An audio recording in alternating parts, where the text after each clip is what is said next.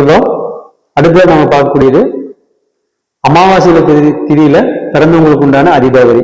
பொதுவா இந்த அமாவாசை திதிக்கு அதிதேவதை யாருன்னு பாத்தீங்கன்னு சொல்லிச்சுன்னா சதாசிவன். அதாவது பாத்தீங்கன்னு சொன்னா சிவபெருமான். ஏன்னு கேட்டீங்கன்னா சுடுகாட்டுக்கும் சாம்பலுக்கும் அதிபதி யாருன்னு பாத்தீங்கன்னு சொன்னா சிவபெருமான்.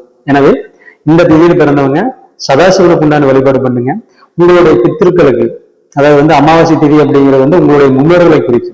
எனவே இந்த திதியில பிறந்தவங்க பித்திருக்களுக்கு உண்டான தர்ப்பணங்களை கரெக்டா கொடுங்க. வருஷத்துக்கு ஒரு டைம் பெரியவங்களுக்கு திதி கொடுக்கறது கரெக்டா கொடுங்க. அமாவாசை காலத்துக்கு பாத்தீங்கன்னு சொன்னா சாப்பாடு வைங்க.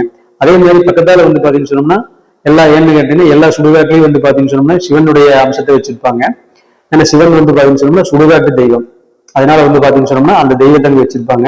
பக்கத்துல சிவன் கோயில் இருக்கிறவங்க அங்க சிவன் கோயில போய் வழிபாடு பண்ணிக்கங்க. சிவனுக்கு உண்டான காயத்ரி மந்திரத்தையும் வீட்டுல 16 டைம் சொல்லுங்க. சொல்ல சொல்ல பொருளாதார ரீதியாக முன்னேற்றம் ஏற்படும், செல்வ வளம் உயரும்.